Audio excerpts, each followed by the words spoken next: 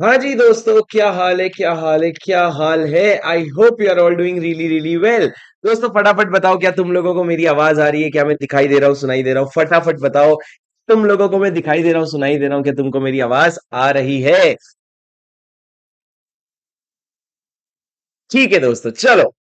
Alright guys, what are we going to do today? We are going to quickly and in a shortest time possible हम लोग cover करने वाले हैं क्या CA inter के जो अमेंडमेंट्स है जो मई 2023 के लिए एप्लीकेबल है। मैं बस आप लोगों के आरटीपी के आने का वेट कर रहा था और आपका आरटीपी आ गया और ये रहा मेरा वीडियो आप लोगों के लिए। दोस्तों सबसे पहले मैं आप लोगों को बता दूं, अगर आप लोगों के पास मेरे अल्टीमेट सोल्यूशन का दो एडिशन है, एक एडिशन वन, एक एडिशन टू। एडिशन टू कौन सा है? जिसमें ऊपर एडिशन टू लिखा है। अगर आपकी बुक में कोई एडिशन नहीं लिखा है तो वो एडिशन वन है। तो सर अगर आपके पास एडिशन वन है तो ये अमेंडमेंट शीट आपको प्रिंट आउट करनी पड़ेगी। और ये प्रिंट आउट कहां से होगा सर? नीचे डिस्क्रिप्शन में आपको लिंक मिलेगा और लिंक में आपका अमेंडमेंट जो है, लिंक में जो है ये शीट आपको मिल जाएगी टेलीग्राम चैनल पे। सिर्फ और सिर्फ 7 पेजेस में हमने पूरा अमेंडमेंट कवर कर लिया है और वो भी 7 पेजेस तब जब हमने पूरा का पूरा प्रोविजन डाला है, वरना सर 3 से 4 पेज से ज्यादा का अमेंडमेंट है नहीं बिल्कुल भी। दूसरा, हमें अगर आप लोग एडिशन टू यूज कर रहे हो तो आप लोगों को इनमें से कोई भी अमेंडमेंट करने की जरूरत नहीं है। ऑलरेडी सारे अमेंडमेंट आपके नोट्स में कवर्ड है। आप सिर्फ वीडियो देख करके बस ये समझ सकते हैं कौन सी चीजें अमेंडेड है, बट अदरवाइज आपको अमेंडमेंट अलग से करने की कोई जरूरत नहीं पड़ेगी अगर आपके पास लेटेस्ट एडिशन है तो। अब सर मेरी बात सुनो, आपने मेरी रेगुलर बैच की हो, आपने मेरे एग्जाम ओरिएंटेड बैच की हो, आपने मेरा फास्ट ट्रैक किया हो, चाहे कुछ भी किया हो, 10 से 15 मिनट लगेगा आगे खिसका खिसका के सरक सरक सरका के ये वाले वीडियो को देख लेना जरूर, ताकि आप लोगों के सारे अमेंडमेंट जो है वो एक बार आपको पता चल जाए क्या है। बाद में वो अगर एक्स्ट्रा रिविजन हो भी गया तो क्या दिक्कत है? अगर हो भी गया तो क्या दिक्कत है? एक्स्ट्रा कोई दिक्कत नहीं है दोस्तों। अब मेरी बात सुनो सर, शुरू करते हैं देरी के बिना किसी देरी के शुरू करते हैं दोस्तों। मेरी बात सुनो, सबसे पहले हम क्या पढ़ने वाले हैं? सबसे पहले हम पढ़ने वाले हैं सेक्शन, और सर सिर्फ कंपनीज एक्ट में अमेंडमेंट है, उसके अलावा कोई एक्ट में अमेंडमेंट नहीं है। सबसे पहला भारी अमेंडमेंट स्मॉल कंपनी के बारे में, जो तुमको ऑलरेडी जिसके बारे में पता होगा। सर स्मॉल कंपनी के बारे में क्या अमेंडमेंट आया है दोस्तों? स्मॉल कंपनी के बारे में आपको पता होगा, अगर आप स्मॉल कंपनी बनना चाहते हो तो 3 कंडीशन थे। सबसे पहला, you should be a company other than public company, मतलब पब्लिक कंपनी नहीं होनी चाहिए। दूसरा, का पेड अप शेयर कैपिटल एक लिमिट से कम होना चाहिए था, और वो लिमिट क्या था सर? लॉ में लिमिट दे रखा था 2 करोड़ का। और आपका जो टर्नओवर है वो एक लिमिट से कम होना चाहिए था, और वो लिमिट दे रखा था इन्होंने 20 करोड़ का। अब सर इन्होंने अमेंडमेंट करके ये जो 2 करोड़ का लिमिट है इसको बढ़ा के 4 करोड़ कर दिया, और 20 करोड़ के लिमिट को बढ़ा के 40 करोड़ कर दिया। मतलब क्या सर? अगर अब आप एक स्मॉल कंपनी बनना चाहते हो ना सर, मेरे को बताओ, ये जो अमेंडमेंट इन्होंने किया, ये अमेंडमेंट करके इन्होंने स्मॉल कंपनी के स्कोप में ज्यादा कंपनीज ला दी कि कंपनीज कम कर दिया? इन्होंने पेड अप शेयर कैपिटल को 2 करोड़ या उससे कम की जगह 4 करोड़ या उससे कम कर दिया, और टर्नओवर 40 करोड़ या उससे कम कर दिया। तो ये जो आपने लिमिट बढ़ा दी, इससे अब ज्यादा कंपनी स्मॉल कंपनी कहलाएंगे कि कम? सर अब ज्यादा कंपनी स्मॉल कंपनी कहलाएंगे। अब हर वो कंपनी जिसका paid up share capital 4 crore से कम है और टर्नओवर 40 करोड़ से कम है, उसको हम क्या बोलेंगे? Small company. शर्त यह है कि वो एक प्राइवेट कंपनी है। तो सर ये आपका स्मॉल कंपनी में बस एक लाइन का अमेंडमेंट है। 2 करोड़ और 20 करोड़ जो मेरे नोट्स में लिखे हैं उसको काट के 4 करोड़ और 40 करोड़ कर देना, बाकी सारा वैसा कुछ ही है। सर मेरी बात सुनो, अब उसमें सर एक बार रिवीजन के तौर पे मैं आपको करवा देता हूं कि स्मॉल कंपनी में 3 कंपनीज नहीं आते। स्मॉल कंपनीज के डेफिनेशन में 3 कंपनीज नहीं आती। कौन सी 3 कंपनी सर? अगर आप किसी और कंपनी के होल्डिंग या सब्सिडरी कंपनी हो, अगर आप किसी और के होल्डिंग या सब्सिडरी हो, या फिर अगर आप एक सेक्शन 8 कंपनी हो, या अगर आप किसी स्पेशल एक्ट के अंडर फॉर्म हुए हो, तो ये जो 3 कंपनी होते हैं ना, ये कभी भी किसमें नहीं आते? स्मॉल कंपनी के डेफिनेशन में नहीं आते। सर क्या आपको मेरी बात समझ आई? ये कभी भी स्मॉल कंपनी के डेफिनेशन में नहीं आते। सर ये हो गई बात खत्म, बात हो गई रफा दफा। बस इतनी सी बात थी सर, मुद्दे की बात करेंगे, ज्यादा इधर उधर का बकवास नहीं करेंगे। सर इससे रिलेटेड अगर आपके पास एडिशन वन है तो बेटा इससे रिलेटेड जो क्वेश्चंस में अमेंडमेंट आएंगे, आई होप वो आप ध्यान रखोगे। आपको बस इतना सा ध्यान रखना है कि 2 करोड़ 20 करोड़ जहां पे भी दिखेगा वहां पे 4 करोड़ और 40 करोड़ लिखना है। समझे क्या? हाँ सर। अब सर उसके बाद सेक्शन 16 क्या है? Rectification of name. दोस्तों एक बार मैं आपको रेक्टिफिकेशन ऑफ नेम वाला प्रोविजन बता देता हूं, एक बार मैं आपको रेक्टिफिकेशन ऑफ नेम वाला प्रोविजन बता देता हूं ताकि आपको कॉन्सेप्ट क्लियर हो जाए। सर सेक्शन 16 क्या बात करते हैं? Rectification of name. ये मैं चैप्टर 2 की बात कर रहा हूं। पहले मैंने स्मॉल कंपनी चैप्टर 1 का बात किया, अब मैं रेक्टिफिकेशन ऑफ नेम की बात कर रहा हूं, सेक्शन 16। सर सेक्शन 16 क्या कहता है? अगर गलती से या अदरवाइज, इफ थ्रू इनएडवर्टेंस और अदरवाइज, मतलब गलती से या अदरवाइज, दोनों से हमको फर्क नहीं पड़ता, अगर किसी भी कारण से आपका जो कंपनी का नाम है ना वो किसी एग्जिस्टिंग कंपनी के नाम से रिजेंबल करता है या आइडेंटिकल है, किसी एग्जिस्टिंग कंपनी के नाम से रिजेंबल करता है या आइडेंटिकल है, तो दोस्तों मेरी बात सुनो, तो आपको ना सेंट्रल गवर्नमेंट या तो सुओ मोटू अरे मैं किसी को मोटा मोटू नहीं बोल रहा हूं, सुओ मोटू मतलब क्या, खुद से या तो सेंट्रल गवर्नमेंट ऑर्डर देता था, या अगर सेंट्रल गवर्नमेंट को किसी जने ने एप्लीकेशन दिया, कि कौन देता था सर एप्लीकेशन, एप्लीकेशन देता था registered proprietor of a trademark. अगर इसने एप्लीकेशन दिया ना 3 साल के अंदर अंदर, तो सेंट्रल गवर्नमेंट क्या ऑर्डर पास करता था, ऑर्डर पास करता था कि नामकरण चेंज करो। सर अब नाम चेंज करो जब बोलते थे, तो लॉ ये कहता था बेटा कंपनी फिर ना तू 3 महीने के अंदर नाम बदल लियो, 3 महीने के अंदर नाम बदल लियो, और नाम बदलने के लिए एसआर नहीं पास करना पड़ेगा, ओआर पास करके काम हो जाएगा। हमने बोला एसआर नहीं पास करना पड़ेगा, ओआर पास करके ना काम हो जाएगा, और नाम तुम अपना बदल लो। पर सर कंपनी क्या करती थी, इतना बोलने के बाद भी कंपनी कभी कभी 3 महीने के अंदर अपना नाम नहीं चेंज करती थी। तो पहले के जमाने में, यानी कि भिड़े भाई के जमाने में, अगर आप अपना नाम नहीं चेंज कर रहे हो तो आप पे क्या लगता था, पेनल्टी। मतलब सर मान लो आप पे 1 लाख रुपए का फाइन लगा दिया, 1 लाख रुपए की पेनल्टी लगा दी। अब मेरे को बताओ 1 लाख रुपए की पेनल्टी लगाने से किसी का पेट भरा क्या?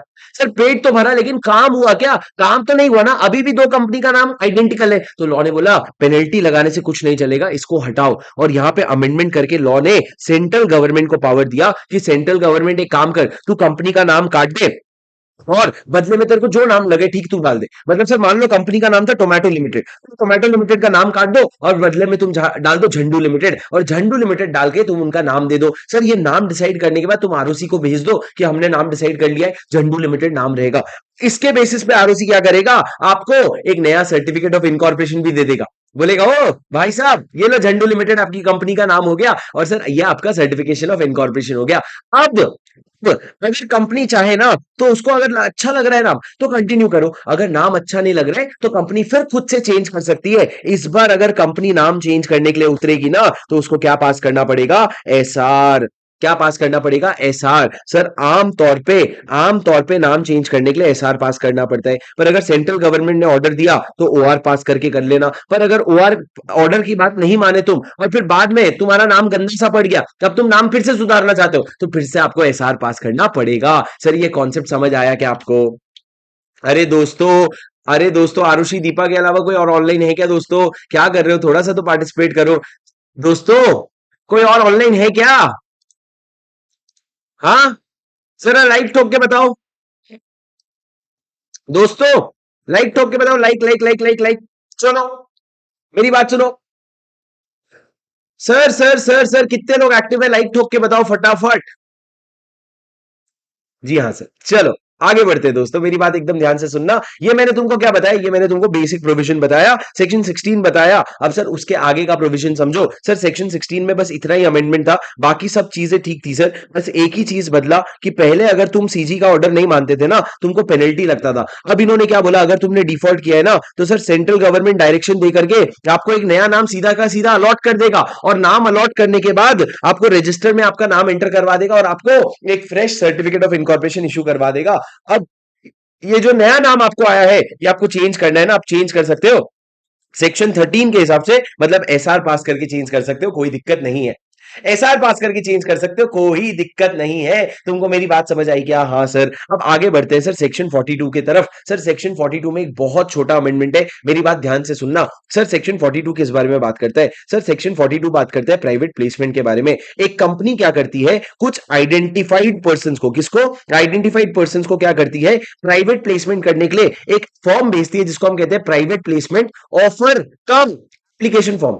Private placement offer cum application form, जिसके बेसिस पे ये आपकी कंपनी के शेयर्स के लिए अप्लाई करता है।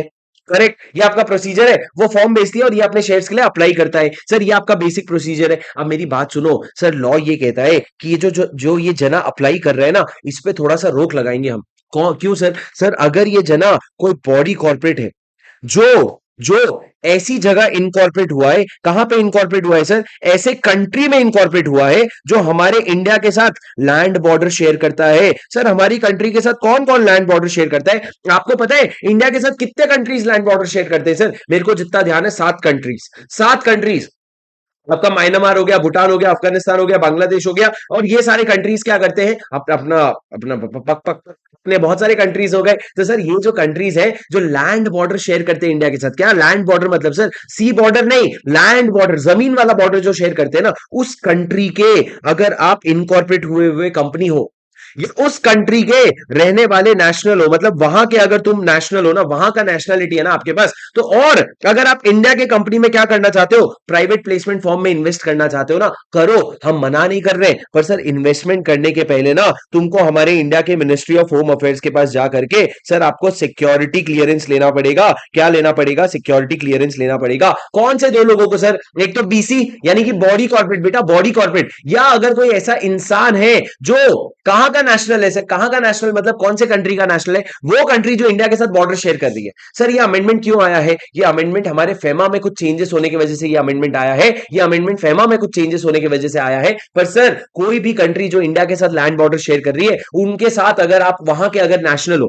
मतलब सर फॉर एग्जाम्पल मान लो अगर मेरा एक दोस्त है वो नेपाल में रहता है, नेपाल लैंड बॉर्डर शेयर करता है क्या सर? एब्सोल्युटली शेयर करता है सर। नेपाल में एक दोस्त रहता है, उसका नाम है राम, वहां पे भगवान बहुत चलते हैं, राम, ठीक है ना, राम नाम है। अब सर अगर ये कंपनी प्राइवेट प्लेसमेंट करके इसको पीपो का फॉर्म भेजी, पीपो का मतलब private placement offer cum application form, तो राम क्या करेगा? अगर राम अप्लाई करना चाहता है ना, कर लेना राम, लेकिन पहले तो मिनिस्ट्री ऑफ होम अफेयर्स के पास जाकर के सिक्योरिटी क्लियरेंस ले ले गवर्नमेंट ऑफ इंडिया से, उसके बाद तो अप्लाई करेगा, वरना नहीं अप्लाई करेगा। सर सिर्फ राम कवर नहीं होता, नेपाल में बने हुए सारे बॉडी कॉर्पोरेट भी जो है ना, वो भी इस प्रोविजन में कवर हो जाते हैं। सर अगर आपको समझ आता जाए तो मेरे को लाइक मार के या थम्स अप देके आगे बोलते जाना, मैं आगे बढ़ता जाऊंगा बेटा। वीर तुम बड़े चलो, वीर तुम बड़े चलो, पर तुम बताना तो सही, पर तुम बताना तो सही। अब मेरी बात सुनो दोस्तों, मैंने क्या कहा? सर यहां पे एक बार ये लाइन पढ़ लेते हैं, क्या लिखा है? नो ऑफर, क्या लिखा है सर? पढ़ो। नो ऑफर और invitation of any securities under this rule, यानी कि private placement shall be made to any body corporate incorporated in, ऐसा बॉडी कॉर्पोरेट जो इनकॉर्पोरेट हुआ है, या फिर national of a country which shares a land border with India, unless such body corporate और has obtained government approval, government approval मिल गया है आपको under FEMA non debt instrument rules. Sir ये रूल्स के अंदर अप्रूवल मिला है, and such approval is attached with the PPO का, मतलब सर आपको प्राइवेट प्लेसमेंट ऑफर का एप्लीकेशन फॉर्म के साथ अटैच करना पड़ेगा, तभी जाके वैलिड माना जाएगा। सर आपको प्राइवेट प्लेसमेंट ऑफर का एप्लीकेशन के साथ अटैच करना पड़ेगा। सर क्या आप मेरी बात समझे? सर क्या आप मेरी बात समझे? अरे बोलो, ध्यान से बोलो।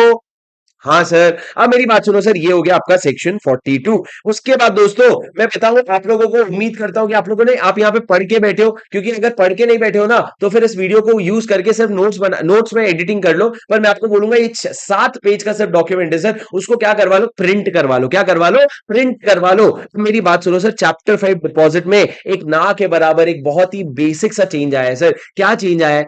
आपको पता है सर, आप एक रिटर्न ऑफ डिपॉजिट फाइल करते हो क्या? जब भी आप डिपॉजिट इशू करते हो, उसके बाद हर साल आपको एक return of deposit form file करना पड़ता है in the form DPT 3, in the form DPT 3। तो सर जब आप रिटर्न ऑफ डिपॉजिट फाइल कर रहे हो, याद करो वो रिटर्न ऑफ डिपॉजिट को ना ऑडिट करवाना पड़ता था। क्या करवाना पड़ता था? ऑडिट करवाना पड़ता था। और सर वो फाइल होता था ऑन और बिफोर 30th जून फाइल होता था, duly audited bye the auditor. मतलब सर एक तो ऑडिट होता था, और 3 महीने के अंदर फाइनेंशियल ईयर खत्म हुआ, उसके 3 महीने यानी कि 30th जून तक फाइल हो जाता था। पर सर अब इन्होंने अमेंडमेंट करके बोला कि भाई फाइल करने के बाद ना एक declaration to that effect shall be submitted by the auditor in form DPT 3।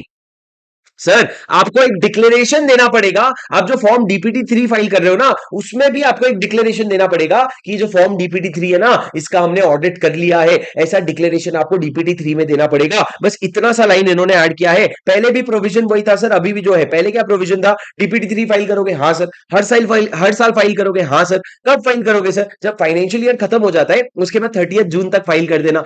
Sir ऐसे ही फाइल कर दे क्या? नहीं, ऑडिटर से ऑडिट करवाना पड़ेगा, ठीक है सर। लेकिन अब ऑडिटर ने ऑडिट किया है, ऐसा एक स्टेटमेंट आपको डीपीटी 3 में लिख के देना पड़ेगा, बस इतनी सी बात है। फिर क्या लिखा है सर नीचे?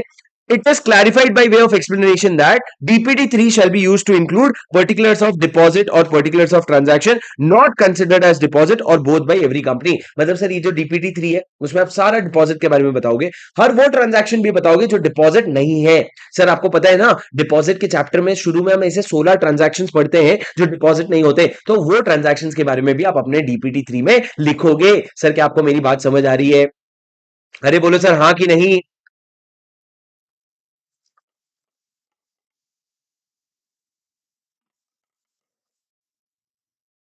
ठीक है, सुनो सर, उसके बाद मैंने क्या कहा, registration of charges, again a very basic provision sir. Registration of charges में कोई भी ऐसा ढंग का चेंज नहीं हुआ है, पर मैं फिर भी आपको एक बार बताता हूं कॉन्सेप्ट क्या है sir. Sir registration of charges chapter में हुआ क्या है, मेरी बात एकदम ध्यान से सुनना। Sir registration of charges chapter में आपने एक प्रोविजन पढ़ा था जहां पे वेरिफिकेशन ऑफ इंस्ट्रूमेंट की बात होती है। मतलब क्या, मतलब अगर आपने एक चार्ज इंस्ट्रूमेंट बनाया जहां पे आप चार्ज क्रिएट कर रहे हो, उसका ना वेरिफिकेशन करना पड़ेगा। सर वेरिफिकेशन कौन करेगा, डिपेंड करता है कि जो प्रॉपर्टी है वो इंडिया के बाहर है, जो प्रॉपर्टी है वो इंडिया के अंदर है। प्रॉपर्टी इंडिया के बाहर है कि प्रॉपर्टी इंडिया के अंदर है, उसके ऊपर डिपेंड करता है। सर अगर प्रॉपर्टी इंडिया के बाहर है तो क्या, सर अगर प्रॉपर्टी इंडिया के बाहर है तो वेरिफिकेशन कौन करके देगा सर, एक सर्टिफिकेट इशू करा जाएगा या तो कंपनी के सील के अंडर, या फिर सर कोई कंपनी का डायरेक्टर या सीएस या कोई भी authorised officer of charge holder, या फिर sir in the name hands of some person, कोई भी इंसान के हाथ से सर आप सर्टिफाई करवा सकते हो अगर इंडिया के बाहर आपका प्रॉपर्टी है। तो सर अगर इंडिया के अंदर प्रॉपर्टी है ना आपका, बेटा सुनो, देखो बेटा रेगुलर क्लास नहीं है बेटा, ये वेरिफिकेशन इंस्ट्रूमेंट एग्जाम्पल वगैरह, चलो मैं तुमको समझा देता हूं, नहीं तो क्या ही फायदा मेरे बोलने का। मेरी बात सुनो सर, मेरी बात सुनो, अगर मैं बोल रहा हूं तो ढंग से ही बता देता हूं, जल्दी जल्दी खत्म करके क्या फायदा, तुमको समझ भी तो आना चाहिए। सर अगर एक कंपनी है, कंपनी ने क्या किया है, एसबीआई से लोन लिया है और बदले में अपनी एक प्रॉपर्टी चार्ज में रखी है। सर ये प्रॉपर्टी कहां पे है पता है, ये प्रॉपर्टी यूएस में है, यूएस में एक प्रॉपर्टी है, उसके अगेंस्ट चार्ज क्रिएट किया है। तो सर जब आप ये चार्ज का आपने इंस्ट्रूमेंट बनाया, चार्ज इंस्ट्रूमेंट जो बनाया, आप इसको आरओसी के पास फाइल कर रहे हो, तो आरओसी बोला रुक बे, एक बार वेरीफाई करके भेज। क्या वेरीफाई कर, ये प्रॉपर्टी वेरीफाई करके भेज। तो हमने बोला कौन करेगा, नौकर बैठा रखे हमने। उसने बोला कोई बात नहीं, वेरीफाई हम तेरे को किसी को करवाने नहीं बोल रहे, या तो तू कंपनी का सील लगा के भेज दे, मतलब तू एक लेटर लिख, उसमें बोल प्रॉपर्टी वेरीफाइड है और उसमें कंपनी का सील लगा दे। कंपनी का सील नहीं नहीं नहीं, नहीं है तो कंपनी का डायरेक्टर या सीएस या कोई भी ऑथराइज्ड पर्सन लगा दे, या फिर सर कोई चार्ज होल्डर का ऑथराइज्ड पर्सन से को बोल अपना साइन कर देगा, या फिर किसी भी पर्सन को बोल साइन कर देगा, हमको घंटा फर्क नहीं पड़ता, पर उनको बोलो प्रॉपर्टी वेरीफाई करके देंगे अगर प्रॉपर्टी इंडिया के बाहर है तो। पर सर अगर वही प्रॉपर्टी अगर इंडिया के अंदर है ना, तो हमने बोला बेटा कुछ नहीं चलेगा, हमको इन्हीं लोगों से अप्रूवल चाहिए, इन्हीं लोगों से वेरिफिकेशन चाहिए, या तो डायरेक्टर से या सीएस से या कोई और पर्सन जिसको चार्ज होल्डर ने ऑथराइज किया है। सर इससे क्या होता है, इसको बोलते हैं वेरिफिकेशन का प्रोविजन। अब सर ये हो गया वेरिफिकेशन। अब मेरी बात ध्यान से सुनो सर, यहां पे अमेंडमेंट बस इतना सा हुआ है, nothing contained in this rule shall apply to charge required to be created or modified by banking company under section 77 in favor of RBI where any loans or advance have been made to it under the RBI Act। Sir अगर आप किसके favour में, banking company किसके favour में कर रही है, RBI के फेवर में। सर बैंक ने क्या किया, आरबीआई से लोन लिया और आरबीआई के फेवर में अगर आप चार्ज क्रिएट कर रहे हो ना, तो उस पे बेटा वेरिफिकेशन करवाने की जरूरत नहीं पड़ेगी। उस पे क्या करवाने की जरूरत नहीं पड़ेगी, वेरिफिकेशन करवाने की जरूरत नहीं पड़ेगी। क्या तुमको मेरी बात समझ आई? हाँ सर, क्या कहा मैंने, अगर आरबीआई से बैंक ने लोन लिया, मान लो एसबीआई ने आरबीआई से लोन लिया, एसबीआई ने आरबीआई को चार्ज दिया, तो सर ये जो चार्ज में प्रॉपर्टी है ना, इसका वेरिफिकेशन नहीं लगेगा। अरे जान देना, क्या करना है अपने को, अचार डालेंगे क्या प्रोविजन का? सर आप मेरी बात समझे क्या? हाँ सर। उसके बाद मैंने क्या कहा, मेरी बात ध्यान से सुनो सर, रजिस्ट्रेशन ऑफ चार्ज वाले चैप्टर में लास्ट में इन्होंने एक पॉइंट ऐड किया है सर, लास्ट में, मतलब पूरा चैप्टर खत्म हो गया आपका, चार्ज का पूरा चैप्टर खत्म हो गया, आपने बहुत सारे फॉर्म्स देख लिए उसमें। अब सर इन्होंने उस फॉर्म पे एक बात बोली, सर आपको ना चार्ज चैप्टर में आपने देखा होगा बहुत सारा चार्ज का फॉर्म फाइल करना पड़ता है, सीएचजी 1 फाइल करता पड़ता है creation of charge, CHG 4 file करना होता है सेटिस्फैक्शन, सीएचजी 8 9, ये सब अलग अलग फॉर्म फाइल करने होते हैं। सर अब समझो एक कंपनी है, उसको बोला गया चार्ज नंबर 1 4 8 9 ये सारे फॉर्म किसके पास फाइल करोगे, मान लो आरओसी के पास फाइल करोगे, ठीक है सर। पर अगर ये कंपनी जो है वो इनसॉल्वेंट हो जावे, इनसॉल्वेंट मतलब क्या, डूबने पे आ जाए, दिवालिया निकल जाए, या फिर ये कह लो कि कंपनी के असेट्स अगर लायबिलिटी से कम हो जाए, तो क्या सर, अगर ये कंपनी इंसॉल्वेंट हो जाती है ना बेटा, तो लॉ ने बोला ये सारा फॉर्म कौन फाइल करेगा पता है, या तो कंपनी का इंटरिम रेजोल्यूशन प्रोफेशनल, कौन, इंटरिम रेजोल्यूशन प्रोफेशनल, या फिर कंपनी का रेजोल्यूशन प्रोफेशनल, जो भी कंपनी का रेजोल्यूशन प्रोफेशनल है, या फिर कंपनी का लिक्विडेटर। सर तीनों में से कोई भी हो सकता है। पहले इंटरिम रेजोल्यूशन प्रोफेशनल अपॉइंट होता है, इसका काम खत्म होता है, रेजोल्यूशन प्रोफेशनल अपॉइंट होता है, इसका काम खत्म होता है, तो कभी कभी लिक्विडेटर भी अपॉइंट होता है। सर तीनों में से जो भी इस कंपनी में अभी काम कर रहे हैं ना, वो कंपनी के बिहाफ में इस आरओसी को फाइल करेगा। बस इतनी सी बात है सर, कोई बड़ी बात नहीं है। ये लोग कह रहे हैं ये जो चार्ज है, अगर कंपनी डूब गई ना, तो कंपनी का कंट्रोल वैसे भी पूरा पूरा इनके पास चला जाता है, तो कंपनी का पूरा कंट्रोल जब इनके पास चला गया, तो फाइलिंग तो यही लोग करेंगे ना। तो सर क्या लिखा है देखो, the form CHG 1489 shall be signed by the insolvency resolution professional और resolution professional or liquidator for companies which are under resolution or liquidation as the case may be and will be filed with the registrar. Sir अगर आपकी company resolution या liquidation में तो ये लोग sign करेंगे और और उसके बाद आरओसी को फाइल करेंगे. सर आप समझे क्या? अरे बोलो यस और no. Yes or no guys? Did you understand or did you not understand? Yes sir, understood it very well. अब सर आगे चलो, आगे वीर तुम बढ़े चलो, वीर तुम बढ़े चलो. सर डिविडेंड के पूरे चैप्टर में एक छोटू सा अमेंडमेंट हुआ है. क्या छोटू सा अमेंडमेंट हुआ है सर? आपको पता है आपका एक सेक्शन 125 है. हाँ सर. वो बात करता है investor education and protection fund की. हाँ सर. उस इन्वेस्टर एजुकेशन प्रोटेक्शन फंड में बहुत जगह से पैसा आता है. ठीक है. और बहुत लिमिटेड जगह पे पैसा क्या होता है? खर्च होता है. अच्छा जो बहुत जगह से पैसा आता है ना उसमें एक पॉइंट मिसिंग था. एक पॉइंट मिसिंग था जो इन्होंने ऐड कर दिया. क्या पॉइंट मिसिंग था सर? अगर आपके कोई शेयर्स जो है वो आईपीएफ को ट्रांसफर हुए, कोई शेयर्स अगर आईपीएफ को ट्रांसफर हुए और अगर वो शेयर्स से कोई इनकम आता है ना वो पैसा भी कहां पे चला जाएगा? आईपीएफ अकाउंट में चला जाएगा. सर कौन से पैसे? देखो इन्होंने मैंने यहां अमेंडमेंट हाईलाइट करके डाला है. एफ के बाद एफ ए ऐड किया है सर. इन्होंने बोला all shares held by the IEPFA, all shares held by the IEPFA under section 90 subsection 9 of the act and all resultant benefit out of such shares. Sir जितने भी shares आप hold करते हो वो भी आईपीएफ में है माना जाएगा और उससे जितने भी रिजल्टेंट बेनिफिट आ रहे हैं, आपको डिविडेंड आ गया, आपको कुछ भी और पैसा आ गया, वो सारा पैसा क्या माना जाएगा? आपका बेनिफिट माना जाएगा. और उसको कहां पे डालोगे? आप आईपीएफ में डालोगे. क्यों डालोगे सर? क्योंकि भाई कल को वो पैसा क्लेम करने आएगा तो मेरे को खर्चे में उसको देना भी तो पड़ेगा ना. तो अगर खर्चे में दे रहा हूं तो इनकम में भी तो लूंगा ना. अभी तक पता नहीं कहां सो रहे थे पर इन्होंने क्या बोला सर कि अगर कोई शेयर्स का पैसा आया है ना आईपीएफए में, शेयर्स पड़े हुए ना या शेयर्स से कोई पैसा आ रहा है तो वो भी आईपीएफए में आएगा. बाकी तो चीजें आती है सर जो हमने रैपिड रिवीजन में डिविडेंड के रिवीजन में देखेंगे. सर क्या आप मेरी बात समझे? अरे बोलो डिड यू अंडरस्टैंड और did you not understand? Yes guys. इससे ज्यादा कोई अमेंडमेंट नहीं है. तुम लोग अमेंडमेंट अमेंडमेंट लेके इतना टेंशन लेते हो. ये सब सर इस बार कसम से ऐसा कोई भी अमेंडमेंट नहीं आया है जिससे ना बहुत ज्यादा दर्द मच सकता है एक्सेप्ट सेक्शन 135. सर एक सेक्शन 135 में भी कोई खास बड़ा अमेंडमेंट नहीं आया है पर सर थोड़ा सा ना एक सेक्शन 135 इस बार इंपॉर्टेंट हो गए आते हैं उस पे. पर सर डिविडेंड में सिर्फ इतना सा अमेंडमेंट था. 125 में जहां जहां से पैसे आ रहे हैं ना उसमें एफ के बाद एक एफ ए पॉइंट ऐड हो गया बस. अब सर उसके बाद बात करते हैं आपके बुक्स ऑफ अकाउंट्स का. बुक्स ऑफ अकाउंट्स की क्या बात करते हैं सर? बुक्स ऑफ अकाउंट्स बस इसके बाद देखो आपका अमेंडमेंट खत्म. इसके बाद सर पूरा सीएसआर है, उसके बाद अमेंडमेंट खत्म. मतलब सर अगर आप टेक्निकली देखोगे ना 3 पेज से ज्यादा का अमेंडमेंट नहीं है. पर सर सीएसआर ना का पूरा प्रोविजन मैंने यहाँ पे डाल रखा है ताकि आपको कंफर्ट रहे कि कहां पे क्या अमेंडमेंट आ रखा है. पर सर सीएसआर के पहले एक और अमेंडमेंट है. आपको पता है आप अपना बुक्स ऑफ अकाउंट्स मेंटेन करते हो. आपको पता है आपने अपना सेक्शन 129 पढ़ा है जहां पे आप क्या करते हो सर? सेक्शन 129 में, सेक्शन 129 में कंपनी क्या करती है सर? एक सेकंड रुक जाओ दोस्तों.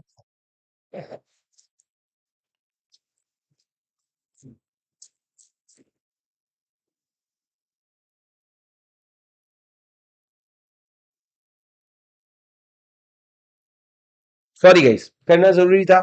बहुत फ्रिक्शन आ रहा था. सुनो सर मैंने क्या बोला. सुनो दोस्तों.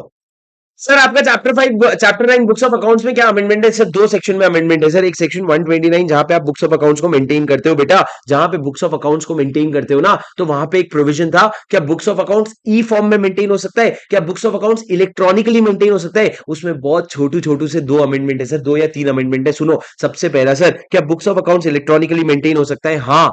लेकिन it should remain accessible in India. Sir यहां पे हमने सर पहले लिखा था एक्सेसिबल इंडिया में होना चाहिए. अब हमने लिख दिया एट ऑल टाइम्स. मतलब जब हमारी मर्जी तब एक्सेसिबल होना चाहिए. हर समय एक्सेसिबल होना चाहिए. जो बुक्स ऑफ अकाउंट्स अगर आप इलेक्ट्रॉनिक मोड में एक्टिवेट कर रहे हो और मान लो जो सर्वर है, ऐसा हो सकता है इंडिया के बाहर है, कोई बात नहीं. इंडिया के बाहर सर्वर है उससे फर्क नहीं पड़ता. It should be accessible in India. मतलब इंडिया में कोई भी उसको अगर एक्सेस करना चाहे तो उसको उसका एक्सेस होना चाहिए. क्या आपको मेरी बात समझ में आई? हाँ सर. उसके बाद हमने क्या कहा सर? आपका जो अकाउंटिंग सॉफ्टवेयर है, आपका जो अकाउंटिंग सॉफ्टवेयर, मान लो आप टैली यूज कर रहे हो तो सर अकाउंटिंग सॉफ्टवेयर के बारे में ना हमने 3 मांगे की है. जो भी 3 मांगे हमने की है वो पहले 1 अप्रैल 2022 से एप्लीकेबल था. अब इन्होंने 1 साल का एक्सटेंशन देके बोला कि भाई कम से कम 2023 से तो इसका ध्यान रख लेना. क्या सर? इन्होंने बोला जो अकाउंटिंग सॉफ्टवेयर आपका है ना, it should be capable of recording audit trail. Sir आपने अगर ऑडिट की पढ़ाई अभी तक कर ली होगी तो आपको पता होगा ऑडिट ट्रेल क्या होता है। ऑडिट ट्रेल मतलब पूरा पूरा ट्रांजैक्शन का हिस्ट्री रहता है, मतलब पहले क्या किया, फिर कौन सा ट्रांजैक्शन एडिट किया, तो आपका ऑडिट ट्रेल उसमें रिकॉर्ड होना चाहिए। दूसरा, उसके बाद सर मैंने क्या कहा, इंश्योर ये करना कि ऑडिट ट्रेल को आप डिसेबल नहीं कर सकते। पहला, ऑडिट ट्रेल को रिकॉर्ड करने का पावर है, डिसेबल करने का पावर नहीं है। और तीसरा, आप एक एडिट लॉग मेंटेन कर रहे हो of each change made in books of accounts and the date of such change. मतलब सर ये ऑडिट ट्रेल होने की वजह से आपका पूरा एक एडिट लॉग मेंटेन हो रहा है कि कौन सिस्टम में लॉगिन किया, क्या चेंजेस किया, कितने बजे चेंजेस किया और कब लॉग आउट किया, ताकि सर कल को अगर कोई भी हमको फ्रॉड पकड़ना हो ना तो हमारे लिए आसान हो जाए। तो इन्होंने बोला इलेक्ट्रॉनिक मोड में कर ले, पर 1 अप्रैल 2023 के बाद ये तीनों चीजें आपके इसमें होनी चाहिए। उसके अलावा सर बाकी सारी चीजें इन्होंने बोली, क्या बोली सर, कि आपका रिटेन जो होना चाहिए ओरिजिनल फॉर्मेट में होना चाहिए, ज्यादा उसको डाइल्यूट मत करना। अगर आपका ब्रांच ऑफिस से कोई इंफॉर्मेशन आया है उसको भी बिना ऑल्टर करे रखना। सर आपका जो इंफॉर्मेशन है वो लेजिबल फॉर्म में, मतलब पढ़ने लायक होना चाहिए। उसके बाद sir there shall be proper system of storage.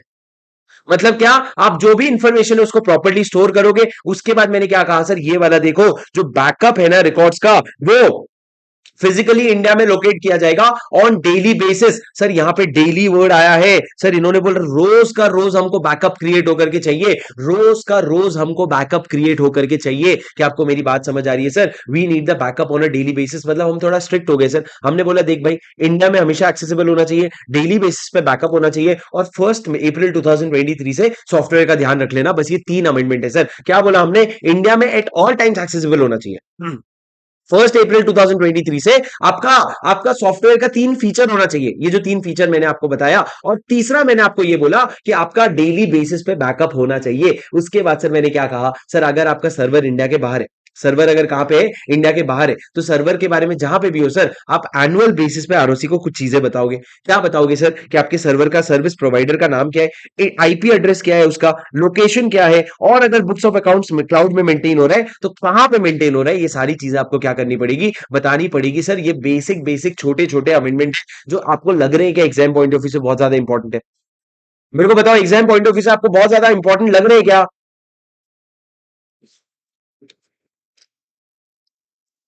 हाँ, आपको बुक्स, आपको ये बहुत ज्यादा इंपॉर्टेंट लग रहे हैं क्या? मेरे को बताओ तो जरा, क्या लग रहा है आपके हिसाब से? अमेंडमेंट कैसे बेकार बेकार से अमेंडमेंट आ रखे हैं ना?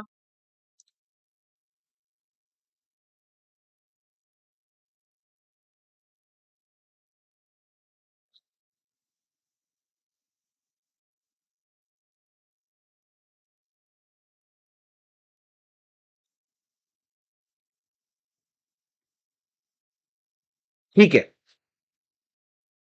इसी का बस 2 लेक्चर मेरे को और लेना है, डिविडेंड और आपका ऑडिट, वो मैं ले लूंगा कल या परसों में, ठीक है। मैं बस आप लोगों के एमसीक्यू बुकलेट में बिजी हो गया था बेटा। अब मेरी बात सुनो दोस्तों, मैंने क्या कहा, आपका the ultimate section, section 135 CSR. Sir क्या 135 में बहुत ज्यादा चेंजेस आया है? बिल्कुल भी नहीं। क्या 135 में बहुत ज्यादा चेंजेस आया है? बिल्कुल भी नहीं, 135 में बहुत ज्यादा चेंजेस नहीं आए हैं। तो क्या हुआ है सर, देखो मैं आपको बेसिक, मैं आपको पूरा सेक्शन 135 तो रिवाइज नहीं करवाऊंगा बेटा। क्यों? क्योंकि हम रैपिड रिवीजन कर ही रहे हैं। रैपिड रिवीजन में मैं आपको अकाउंट्स का, कंपनीज का अकाउंट्स का चैप्टर करवा दूंगा परसों। तो परसों आपका पूरा रैपिड रिवीजन में पूरा एक एक बिट रिवाइज हो जाएगा। पर सर मैं अगर आपको सीधा सीधा बताऊं तो अमेंडमेंट सर 3 या 4 जगह ही आया है। कहां पे अमेंडमेंट आया है सर? ढूंढो जरा, ढूंढो ढूंढो ढूंढो ढूंढो ढूंढो ढूंढो ढूंढो ढूंढो ढूंढो ढूंढो ढूंढो, अभी तक तो कोई अमेंडमेंट नहीं दिखा। ढूंढो ढूंढो ढूंढो ढूंढो ढूंढो ढूंढो ढूंढो ढूंढो ढूंढो ढूंढो, मिल गया। सर इन्होंने रूल 2 के बाद, आपके सीएसआर में बहुत सारे रूल्स है, रूल 2 के बाद इन्होंने एक रूल 3 ऐड किया है कि ये जो सीएसआर का प्रोविजन है किसको किसको एप्लीकेबल होगा। सर हमको पता है कि जो सीएसआर का प्रोविजन होता है ना, हर कंपनी को या उसके होल्डिंग कंपनी को या उसके सब्सिडरी कंपनी को या फॉरेन कंपनी को, फॉरेन कंपनी को जिसका इंडिया में ब्रांच ऑफिस है ना, उसको भी अगर वो 135(1) के कंडीशन फुलफिल करता है तो उसको सीएसआर का प्रोविजन अप्लाई होगा। सर 135 सबसेक्शन 1 मतलब आप अगर लिस्टेड कंपनी हो, आपका नेटवर्थ इतने 500 करोड़ या उससे ज्यादा है, टर्नओवर आपका 1,000 करोड़ या उससे ज्यादा है, या फिर अगर नेट प्रॉफिट आपका 5 करोड़ या उससे ज्यादा है, तो तीनों में से कोई भी कंडीशन मीट हो रहा हो, आपको क्या करना पड़ता है? 135 का कंप्लाइंस। तो सर यहाँ पे हमने वही बोला, आप चाहे कंपनी हो, holding company, subsidiary company, foreign company, कोई भी हो ना, आपको ये प्रोविजन अप्लाई होगा अगर आप सेक्शन 135 सब सेक्शन 1 के कंडीशन मीट करते हो तो। ठीक है सर, समझ गए। उसके बाद सर इन्होंने क्या कहा, सर इन्होंने ये कहा, एक लाइन इन्होंने ऐड किया, प्रोवाइडेड फर्दर दैट, अच्छा सेकंड लाइन पढ़ लो, प्रोवाइडेड दैट जो नेटवर्थ होगा, टर्नओवर होगा, नेट प्रॉफिट होगा, फॉरेन कंपनी का जो है ना, shall be computed as per balance sheet and PNL prepared as per section 381 and 191 of the act. Sir section 381 ना बताता है कि एक फॉरेन कंपनी अपना पीएनएल और बैलेंस शीट कैसे बनाता है, तो उसमें जो भी उसने पीएनएल और बैलेंस शीट बनाया उसके हिसाब से आप टर्नओवर, नेटवर्थ और नेट प्रॉफिट निकालोगे। उसके बाद सर ये अमेंडमेंट एक मेजर अमेंडमेंट है कि provided further that a company having any amount in its unspent CSR account. Sir अगर आपको मान लो 2% खर्चा करना होता है इस साल पिछले 3 साल के नेट प्रॉफिट का 2% अगर खर्चा करना होता है और अगर आपने नहीं किया तो जो सर अनस्पेंट सीएसआर अकाउंट में जो अमाउंट है ना, वो अगर अनस्पेंट सीएसआर अकाउंट में एक भी रुपया है ना, तो सर आपको सीएसआर कमेटी बनानी पड़ जाएगी और सीएसआर प्रोविजन कंप्लाई करना पड़ जाएगा। ये भारी अमेंडमेंट है सर। सर ये भारी अमेंडमेंट है। सर ये भारी अमेंडमेंट क्या है? ये भारी अमेंडमेंट ये है कि अगर आपका कोई अनस्पेंट सीएसआर अकाउंट में कोई भी पैसा, 1 रुपया भी पैसा है ना, तो हम तुमको धमकी दे रहे बे, सुनना, फटाफट पैसा खर्च कर, नहीं तो जबरदस्ती सीएसआर कमेटी बनवा देंगे। 10 रुपया भी बचेगा ना, सीएसआर कमेटी बनवा देंगे, तो फटाफट क्या करो, खर्चा कर लो। तो सर अगर आपका कोई भी प्रोविजन, अगर आपका अनस्पेंड अमाउंट है तो सीएसआर कमेटी का प्रोविजन एप्लीकेबल हो जाएगा। उसके बाद सर सीएसआर का इंप्लीमेंटेशन वगैरह में कोई प्रॉब्लम नहीं थी, इसमें कोई अमेंडमेंट भी नहीं है। इसमें भी नहीं है, इसमें भी नहीं है। अब सर अमेंडमेंट फिर किसमें है? अमेंडमेंट इस पे है सर, इंपैक्ट असेसमेंट में। अगर आप देखोगे रूल नंबर 8 में देखोगे सर, आप एक इंपैक्ट असेसमेंट होता है। सर मैंने आपको समझाया था क्लास में कि अगर मान लो आप कोई सीएसआर का खर्चा कर रहे हो, आप कोई सीएसआर का खर्चा कर रहे हो, तो मैं खर्चा करे जा रहा हूं, करे जा रहा हूं, डाले जा रहा हूं, पैसा डाले जा रहा हूं, डाले जा रहा हूं, पैसा पैसा डाले जा रहा हूं, और सर मैं पैसा डाले जा रहा हूं और बाद में मेरे को यही नहीं समझ आया कि यार इतना पैसा खर्च करके कोई फायदा भी हुआ। अगर मैं क्या कर रहा हूं, हर घर अगर मैं गंगा क्लीनिंग प्रोजेक्ट शुरू कर दिया और मैं क्या कर रहा हूं, गंगा पानी को क्लीन कर रहा हूं, अभी मैं इधर से धोता, इधर मैं पानी धो रहा हूं, उधर कोई अपनी गाय धो रहा है, इधर मैं पानी धो रहा हूं, उधर कोई अपनी गाय धो रहा है, भैंस धो रहा है, तो सर पानी तो गंदा हुए जा रहा है, मैं साफ किए जा रहा हूं। तो सर मेरे को ये भी तो समझना है, अगर मैं कहीं पे खर्चा कर रहा हूं तो वो जो मैं इंपैक्ट क्रिएट करना चाह रहा हूं, क्या इंपैक्ट क्रिएट हो रहा है, और अगर हो रहा है तो किस तरीके का इंपैक्ट क्रिएट हो रहा है, इसका सर असेसमेंट करवाना पड़ेगा। तो सर इन्होंने ना हर वो कंपनी पे जिनका एवरेज सीएसआर का ना 10 करोड़ से ज्यादा का ऑब्लिगेशन है in the 3 immediately preceding financial year, 10 crore से ज्यादा इनका सीएसआर का खर्चा जिनको है ना, उनको बोला तुम एक इंपैक्ट असेसमेंट लो। कैसे लोगे सर? खुद लोगे नहीं, एक इंडिपेंडेंट एजेंसी हायर करो और उन प्रोजेक्ट्स में डालना, उनको इन्वेस्टिगेट करने बोलना जहां पे 1 करोड़ से ज्यादा का खर्चा किया है, और which have been completed not less than 1 year before undertaking. मतलब सर ऐसा तुरंत इंपैक्ट असेसमेंट मत करना, खत्म होने के बाद 1 साल तक इंतजार करना, उसके बाद इंपैक्ट असेसमेंट करना। और सर इंपैक्ट असेसमेंट का प्रॉपर रिपोर्ट बनता है। सर क्या क्या कंडीशन हो गए? अगर आपका 10 करोड़ से ज्यादा सीएसआर ऑब्लिगेशन है, अगर आप एक इंडिपेंडेंट एजेंसी को हायर करोगे, 1 करोड़ से ज्यादा वाले प्रोजेक्ट ढूंढोगे जो 1 साल से पहले खत्म हो गए हैं, और उनका इंपैक्ट असेसमेंट करोगे। सर अब इंपैक्ट असेसमेंट फ्री में होता क्या? नहीं, इंपैक्ट असेसमेंट करवाने के लिए मान लो मेरे को 5 करोड़ रुपए का खर्चा देना पड़ा। कितना? 5 करोड़ का। अब मेरे को बताओ, ये जो 5 करोड़ का खर्चा है, क्या इसको सीएसआर का खर्चा मानेंगे? क्या इसको सीएसआर का खर्चा मानेंगे? लॉ ने बोला मानेंगे ना, लेकिन एक हद तक। लॉ ने क्या बोला, कंपनी अंडरटेकिंग इंपैक्ट असेसमेंट में book expenses towards CSR for that financial year not exceeding, और यहां पे अमेंडमेंट है सर। अमेंडमेंट क्या हो गया अब? Not exceeding higher of 2% of total CSR expenditure और 50 lakhs whichever is higher. Sir पहले यहां पे लोअर था सर, वहां पे यहां पे 5% भी था। अब इन्होंने क्या बोला, बेटा तेरा टोटल सीएसआर एक्सपेंस कितना है? मैंने बोला इस साल मेरा टोटल सीएसआर एक्सपेंस 10 करोड़ है। तो उन्होंने बोला उसका 2% निकाल। 2% कितना आया?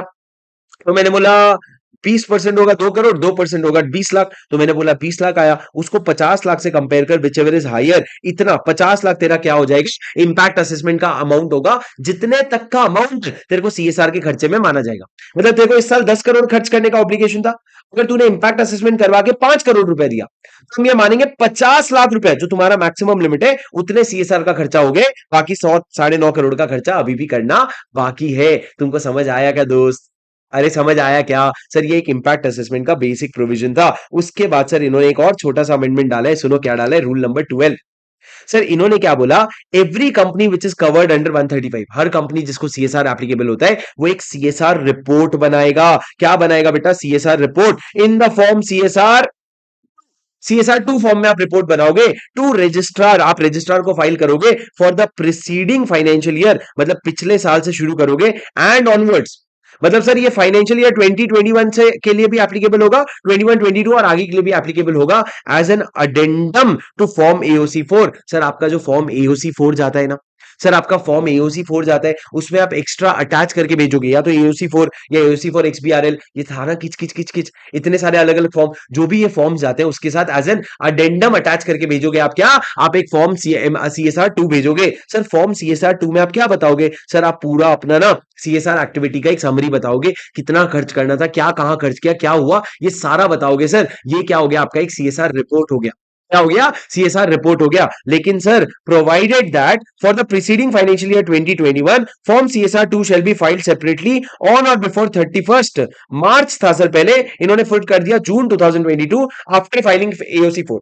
सर इन्होंने क्या बोला, हर साल तुम एओसी 4 के साथ सीएसआर 2 देना, पर जब पहले साल हम ये प्रोविजन ला रहे हैं ना, तो हमको सीएसआर 2 का टाइम लिमिट बढ़ाना पड़ेगा। सर सीएसआर 2 का हमने बोला कि बेटा इस बार जो है ना फाइनेंशियल ईयर 2021 का तेरे को हमने टाइम दिया 30th जून 2022 तक का, मतलब फाइनेंशियल ईयर खत्म होने के बाद हम तेरे को 15 महीने का टाइम लिमिट दे रहे हैं, उसमें तू खत्म कर देना। सर पहले 31 मार्च था, 31 मार्च भी बहुत सारे एक्सटेंशन के बाद आया था, फिर लास्ट में 30 जून 2022 पे जाके खत्म हुआ। सर इन्होंने बस कुछ नहीं बोला, इन्होंने बोला बस एक नया फॉर्म सीएसआर 2 देने का। क्या देने का, सर अभी अपन बेसिक अमेंडमेंट कवर कर रहे हैं, अपने रिवीजन रेगुलर लेक्चर नहीं है, एग्जाम ओरिएंटेड भी नहीं है कि हम लोग सीएसआर 2 वगैरह खोल बोल के देख के रिसर्च करें। हमको सिर्फ इतना समझ रहे हैं भाई, एक नया फॉर्म लाके डाल दिया, कौन सा नया फॉर्म, सीएसआर 2 डाल दिया। सीएसआर 2 हर साल डालोगे, हाँ सर, एओसी 4 के साथ चिपका के डाल देना, पर पहले साल छोड़ देना, पहले साल उसको सेपरेटली फाइल कर देना। पहले साल क्या करना, सेपरेटली फाइल कर देना, समझे क्या?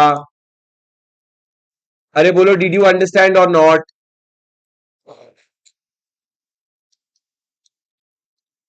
सर समझे? ओके। क्या डेजी, डेजी मैंने आपका मैसेज देख लिया बेटा, डोंट वरी।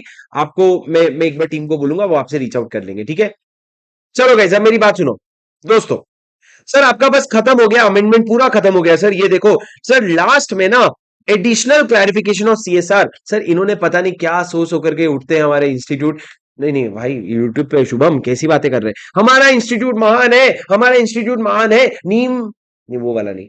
क्या कर रहा है शुभम, सुनो मेरी बात, मजाक कर रहा हूँ, मेरी बात सुनो दोस्तों। मैंने क्या बोला लास्ट वाला sir, Covid, Covid related clarification. Covid, ऐसा कभी कभी मेरे को ऐसा लगता है मौत को ऐसा से छू के मैं वापस आ जाता हूँ, पर किसी दिन छू के वापस नहीं आ पाऊंगा। तुम लोग बचा लेना मेरे को उस समय, मैं बता रहा हूँ, तुम लोग मेरे को फंसाना नहीं, बचा लेना। सर मेरी बात सुनो, मैंने क्या कहा, Covid related clarification. Covid related clarification क्या दिया है सर इन्होंने, लोग कोविड में खर्चा किए जा रहे किए जा रहे किए जा रहे, रो रहे थे भाई सीएसआर के नाम पे दे देना, सीएसआर के नाम पे दे देना। सर कंपनी को क्या टेंशन रहता है, कंपनी को मान लो फाइनेंशियल ईयर 2021 की बात करें, उसको प्रॉब्लम ये कि यार मेरा नेट प्रॉफिट हुआ है 100 करोड़ का मान लो, और मेरे को ना मान लो 2 करोड़ का क्या करना पड़ेगा, सीएसआर का खर्चा।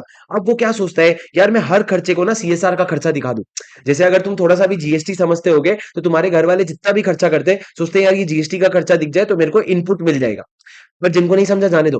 अब तुम लोग क्या सोचते हो, ये खर्चा सीएसआर का खर्चा हो जाए। तो कोविड में बारी बारी हर चीज के लिए पूछ रहे थे, तो सर सरकार ने क्लैरिफिकेशन दिया था, following spendings are eligible CSR activity, COVID 19 related activities, धत्तेरी की बात खत्म। दूसरा, अगर आप हेल्थ इंफ्रास्ट्रक्चर क्रिएट कर रहे हो, सर अगर आप हॉस्पिटल्स बना रहे हो, टेम्पररी हॉस्पिटल्स बना रहे हो, ये सारा जो खर्चा है इसको भी सीएसआर का खर्चा माना जाएगा। Establishment of medical oxygen generation and storage plant, sir आप ऑक्सीजन का प्लांट्स बना रहे हो, उस समय याद है ना ऑक्सीजन की कितनी जरूरत पड़ रही थी, तो उसके लिए भी आपको डिडक्शन में सीएसआर मिल जाएगा। उसके बाद sir manufacturing of oxygen concentrators, ventilators, cylinder और other medical equipments for countering COVID 19, लड़ने के लिए। उसके बाद sir COVID 19 vaccination for person other than employees and their families, sir अगर आप अपने परिवार के लिए और अपने एम्प्लॉइज को छोड़ करके किसी और के लिए, मतलब सर आपने क्या किया, एक ड्राइव खोला जहां पे आपने बोला 500 लोगों को फ्री में वैक्सीन देंगे, तो सर ये जो 500 लोगों का वैक्सीन का खर्चा आपने उठाया है ना, वो भी कोविड का आपका सीएसआर का खर्चा हो गया। उसके बाद sir carrying out awareness campaigns और public outreach campaigns on COVID vaccination programme, तो मोदी जी की हेल्प कर रहे हो, वैक्सीनेशन को प्रमोट कर रहे हो। उसके अलावा sir setting up make shift hospital and temporary Covid care facility. Make shift hospital मतलब सर एक ऐसा हॉस्पिटल जो एक तरह से इमीडिएटली बन भी जाता है और इमीडिएटली मूव भी हो जाता है। सर जो टेंट्स वेंट्स लगा करके हॉस्पिटल बना रहे थे, या टेम्पररी कोविड केयर फैसिलिटी बना रहे थे, या फिर sir for activities related to Har Ghar Tiranga campaign such as mass scale production and supply of national flag, outreach and amplification efforts on or other related activity. Sir आपको पता होगा तो एक हर घर तिरंगा कैंपेन करके चीज चली थी, उससे रिलेटेड भी अगर आप कोई खर्चा कर रहे हो, उसको प्रमोट कर रहे हो ना, ये सब सीएसआर का खर्चा माना जाएगा। सर मैंने इसको बहुत सिंपल वर्जन में यहाँ पे लिखा है, तुम जाके अमेंडमेंट शीट पढ़ो, दर्द हो जाएगा ये पूरा। पर सर मेरे को नहीं पता, ये एग्जाम में शायद ऐसा हो सकता है कि आपने पूरा प्रैक्टिकल केस सिनेरियो बनाए और प्रैक्टिकल सिनेरियो में तीन चार खर्चे दे दे, बोलेंगे ये सीएसआर का खर्चा होगा क्या? तो तुम क्लियरली ये समझ लो सर, बहुत बेसिक बेसिक सी बात है। कोई भी कोविड से रिलेटेड एक्टिविटी, कोविड से रिलेटेड इंफ्रास्ट्रक्चर, ऑक्सीजन से रिलेटेड आप कुछ बना रहे हो, वैक्सीनेशन को प्रमोट कर रहे हो, या फिर सर अगर आप हॉस्पिटल्स बना रहे हो, मेक शिफ्ट हॉस्पिटल, तो ये सारी चीजें क्या हो जाएगी, सारी चीजों का आपको सीएसआर में खर्चा मिल जाएगा। और last sir, company including government company may undertake the activities or projects or programs under CSR funds directly by themselves or in collaboration as shared responsibility with the other company। क्या लिखा है sir? Company including government company में undertake active, sir simple सी बात है, छोड़ो। मैं आप मेरी तरफ देखो, मैं आपको मेरी आंखों में देखा कर जब मैं बात करता हूं, मैं वो लौंडा हूं जो तेरे साथ पढ़ता हूं। मेरी बात सुनो, मैंने क्या कहा दोस्तों, मैंने ये कहा कि अगर एक कंपनी सीएसआर का करना खर्चा करना चाह रही है ना, या तो वो खुद अकेले भी कर सकती है या किसी और कंपनी के साथ मिल के भी खर्च खर्च कर सकती है। मान लो मेरे को 2 करोड़ खर्च करना है, तुमको 2 करोड़ खर्च करना है, तो हमने बोला 2 करोड़ में मैं हॉस्पिटल बना नहीं पाऊंगा, 2 करोड़ में तू हॉस्पिटल बना नहीं पाएगा, 4 करोड़ लेकिन हम हॉस्पिटल जरूर बना लेंगे, तो हम लोग मिल के भी कोविड इसका सीएसआर का खर्चा कर सकते हैं। तो मेरी बात समझ रहे हो क्या? हाँ सर, बस इतना सा आपका प्रोविजन और इतना सा अमेंडमेंट है सर। वापस से बता दो, ये शीट आपको नीचे डिस्क्रिप्शन में जो सबसे पहला लिंक है टेलीग्राम का, वहां पे मिल जाएगा। डाउनलोड कर लो, प्रिंट करके रख लो, कोई नुकसान नहीं है, कुछ फायदा ही देके जाएगा, नुकसान कुछ नहीं होगा। समझे क्या दोस्तों? जी हाँ सर। सर अगर आपको ये वीडियो पसंद आया तो वीडियो को लाइक जरूर कर देना और इसको उठा के अपने दोस्तों के साथ शेयर जरूर कर देना, बिकॉज अमेंडमेंट बहुत इंपॉर्टेंट होते हैं दोस्तों, और उससे क्वेश्चंस उठ करके आने के चांसेस होते हैं। तो आपके दोस्त का भी भला हो जाना चाहिए, उसको भी 2 4 नंबर मिल जाते हैं। नहीं सर हम तो नहीं भेजेंगे, अच्छा है अब तो हम डिसलाइक कर देंगे ताकि उसको ये वीडियो दिखे ही ना, ताकि वो अमेंडमेंट छोड़ के जाए तो मेरे को उससे 2 नंबर ज्यादा आ जाए। नहीं बेटा, ऐसा बाहर बोल के नहीं सोचते बेटा, बाहर बोल के नहीं सोचो, ऐसी सारी चीजें मन में रख लो, ठीक है? चलो guys, I hope you enjoyed the session, उम्मीद है आपको समझ आया होगा। कुछ चीजें आपको समझ अगर नहीं आई तो कमेंट में बताना, मैं आप लोगों को कोशिश करूंगा चैट पे एक्सप्लेन करने की। But hope you like the video, do make sure that you click on the like button and do make sure that you help me reach out to a lot of inter students जिनको ये चीजें पसंद आए। दोस्तों एक छोटा सा update दे देता हूँ, रैपिड रिविजन में 90% रिविजन आपका हो चुका है, सिर्फ ऑडिटर और डिविडेंड वाला चैप्टर नया आएगा, बाकी सारे प्रोविजन जो है आपके पूरे अमेंडेड रिवीजन अपलोड हो चुके हैं। आपको बिल्कुल भी टेंशन लेने की जरूरत नहीं है, और वो रिविजन्स को पूरी तरीके से अपना बनाओ, उसको यूज करो। और उसमें इतना कंटेंट दे रखा है दोस्त, शायद अगर आपने मेरे से क्लास नहीं ली है तो बाकी टीचर्स के रेगुलर में भी शायद ना कवर किया हो, इतना ज्यादा कंटेंट दे रखा है। ठीक है, तो गाइस जाओ और उसको यूटिलाइज करो, रैपिड रिवीजन को। रैपिड रिवीजन 2.0 सीरीज चालू हो गया है और उसमें हमने करीबन 8 वीडियोस ऑलरेडी कर लिए हैं। मिलता हूं सर आपसे अगले वीडियो में, until then I will see you in the next video, until then take care, bye bye and see you guys, have a good night.